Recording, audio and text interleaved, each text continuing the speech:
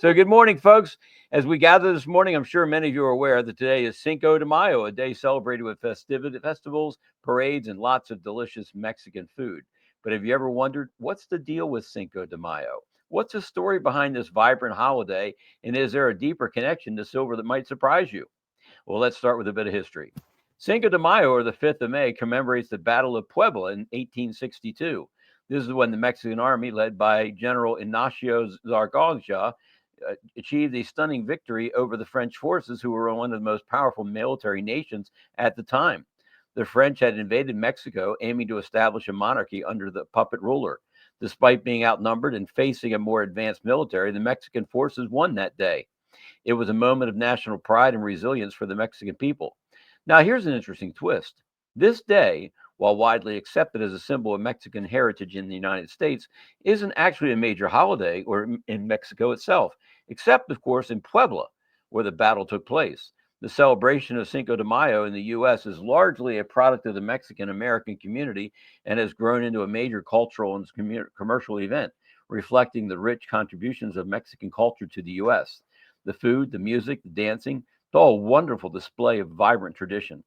But why does this tie into silver? You may be asking yourself. What could silver possibly have to do with a holiday focused on military history and Mexican culture? Well, let's connect the dots. Silver has been used as money for thousands of years, long before the rise of paper currencies. In Mexico, silver coins were used as a standard of trade long before the era of fiat money. Even today, many people view silver as a safe haven, a tangible asset that holds its value. Exactly, especially in times of economic uncertainty. So what does all this mean for today?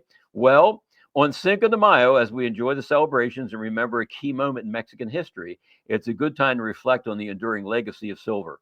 Whether we're talking about the economic importance of silver in Mexico's history or its role as a store of value today, silver continues to play a vital part in the financial landscape. So as we celebrate today, let's not forget about the spirit of Cinco de Mayo. It goes beyond just the fun and the festivities. It's about resilience. It's about sovereignty and the defense of what's valuable. Just as the Mexican army fought to protect their land and their resources, we must also think about protecting our wealth and our financial resources and our financial futures. And that's where silver comes into play. So as you enjoy your tacos and margaritas today, remember that silver has been intertwined with Mexico's history for centuries, and it continues to play a significant role in shaping the future of global finance.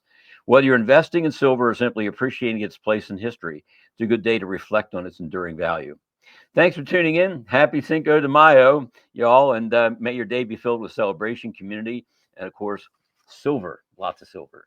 This is what I want you to see. This is the liquidity that's been drained out of our M2 money supply. I could also show you the Federal Reserve reverse repo operations, but they're on the decline as well. So where's all this liquidity going to come from? So New York hospitals are routinely harvesting organs from patients before they're even dead, an explosive lawsuit is claiming. Plaintiff Patrick Mahane, 50, pictured Roykins, one of 5 patients showing signs of brain activity when surgeons declare them dead and start hacking out their body parts. They're playing God, says McMahon, a former transplant coordinator who claims he was fired just 4 months into the role for speaking out about the practice. He said that the donor network makes millions and millions from selling the organs they obtained to hospitals and insurance companies for transplants. Hearts, lungs, kidneys, joints, bones, skin grafts, intestines, valves, eyes. It's all big money, he said. The Air Force combat veteran and former nurse added that financially strained hospitals are easily influenced to declare a patient brain dead because they're keen to free up the bed space. Brain death is a lie, so people don't even realize it's a lie anymore. But it's been a lie from the beginning, continues to be a lie. They invented brain death mainly to get organs, but then also so they don't waste money on treating people who aren't ever going to get a job, who are just going to live and not die. And so to see what brain death is, it's primarily a way to get organs. You cannot get any organs from a cadaver. Every organ that's transplanted is a healthy organ, and you can only get healthy organs from living persons. You cannot get any organs for transplant from a cadaver.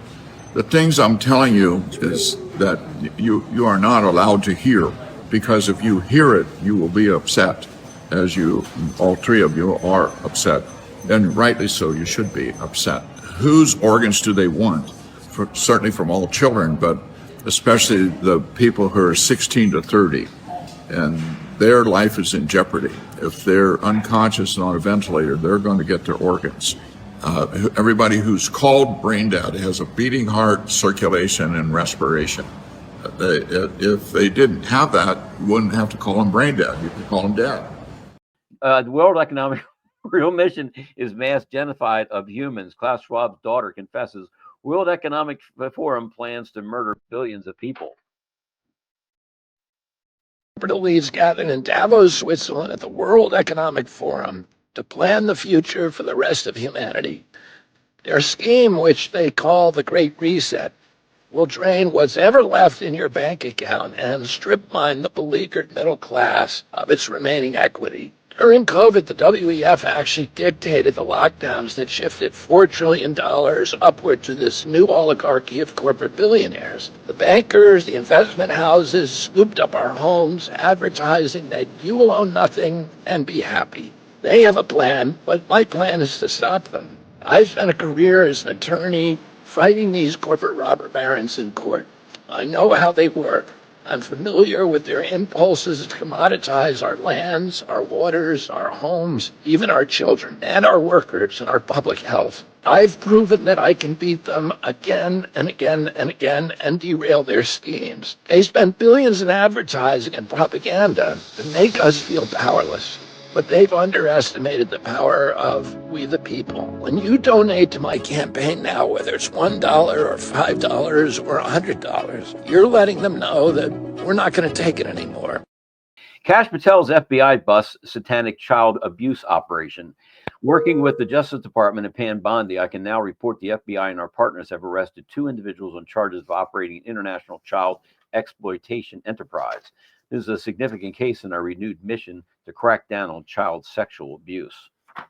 Arrested for human trafficking, eating babies, and hiding technology underneath the Getty Center in California. This guy's a weird dude. Jordan Getty inherited his father, John Paul Getty's pedophile industrial Getty business. Let it go. Pedophile prophet, cult detective who solved great-grandma's murder, relives horror moment he exposed sickos who raped kids 4,000 times. Incredible moment when century-old family mystery was solved, left experienced investigators absolutely stunned.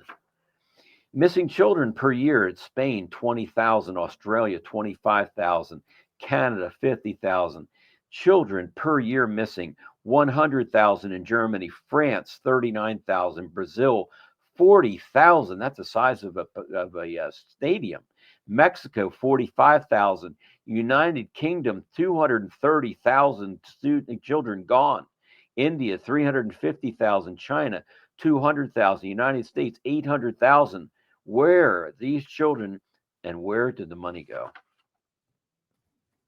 What is the success rate of sex change procedures for children? If you look at the testimony from medical societies, they indicate it's 0. You can't change your sex. So it's 0.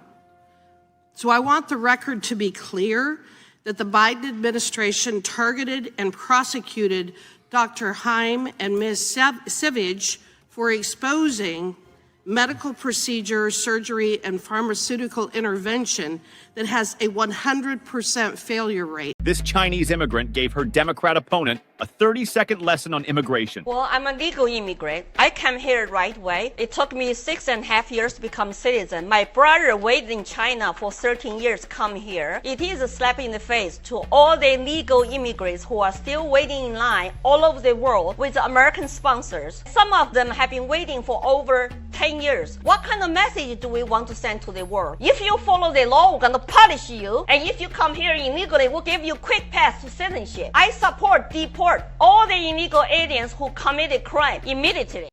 From what I understand, one of the reasons why Golden Eagle Coin is able to get these Type 1 American Silver Eagle monster boxes is because they're owned by pension companies and they're having to sell off the monster boxes in order to make payments to their pensioners. Oh, goodness. So now you're eating the chicken-laden golden eggs? Folks, if you're getting a pension, you better turn whatever it is you can, at whatever digit you can, whether they're in tax-deferred status or whatever else, in the real money. It's time to get out of the script. Never hold the script of a warring government. And smart money moves to hard money in times of war.